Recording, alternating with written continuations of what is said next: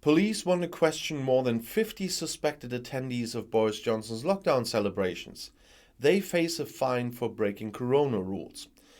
Because of the lockdown parties in Downing Street, the London police wants to interview even more people now, so more than 50 suspected participants, and have sent out questionnaires.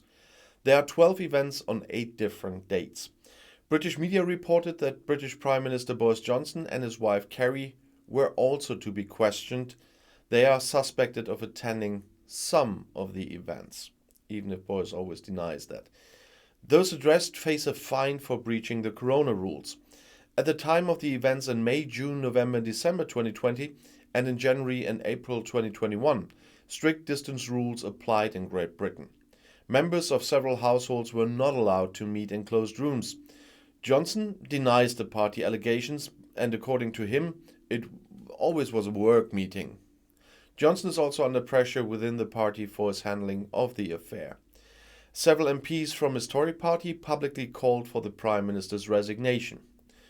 The document with the questions has formal legal status and must be answered within 7 days, according to the Metropolitan Police. In most cases, contact is made via email. The police had hesitated for a long time before starting the investigation, dubbed Operation Hillman. Officers are now examining more than 500 documents and 300 photographs provided to them by the government's Cabinet Office. And I definitely think they look at some from the newspapers as well. The opposition, meanwhile, also increased the pressure on Johnson in the affair surrounding the renovation of his Downing Street flat. Actually, Boris Johnson could have hoped to have survived the affair about the conversion of his apartment. But the police are now considering whether to investigate there too. British Prime Minister Johnson faces further legal trouble then. This time it's about the renovation of the flat at 10 Downing Street and who paid for it. A London law firm working for the Labour Party has written a letter to the police. In it, they call for investigations into suspected bribery against Boris Johnson. Scotland Yard acknowledged receipt of the letter. It will be checked by the responsible unit. Investigations have not been initiated, said a spokesman. The cause revolves around the apartment in Johnson's office. Shortly after he moved in, it was due to be renovated. Each incumbent is entitled to £30,000 a year for this. However, the actual cost rose to more than £110,000. The question of finances was virulent from the start. Johnson wanted to set up a foundation headed by Lord Brownlow and have donors pay for the renovation work. However, that did not happen. But since Johnson had already placed orders, Brownlow paid the costs. After this became known, the ethics advisor Lord Geet examined the proceedings and certified Johnson not to have known that Brownlow had personally paid. Text messages later surfaced from Johnson to Brownlow asking about cost recovery. In the same breath, he promised Brownlow that he would pass on a project he was running to the responsible authorities. Ethics advisor Lord Geet was furious that Johnson had failed to provide him with the news, but in January closed a repeat inquiry saying Johnson had not violated ministerial code, but had acted imprudently. The Labour lawyers do not want to be satisfied with that. They claim in the letter to the Metropolitan Police, from which The Guardian quoted on Thursday, that there are aspects that have not yet been investigated. They demand that the authorities should examine Johnson's behavior for corruption and bribery. If such facts came to light from someone else, the police would rightly feel it was their duty to investigate them. However, this is not the only new adversity that Johnson could face at the moment. The police also spoke up on Wednesday about the Partygate affair. The agency is, as I said, already investigating 12 meetings at Johnson's official residence. These had taken place there while there was a strict ban on gatherings in the country. This week, a picture emerged showing Johnson taking the so-called Christmas quiz. An open champagne bottle can also be seen in that picture. The event was previously known, but not part of Scotland Yard's investigation. The authorities are now examining whether they should also include that one. Boris Johnson commented on the case during a visit to Brussels on Thursday.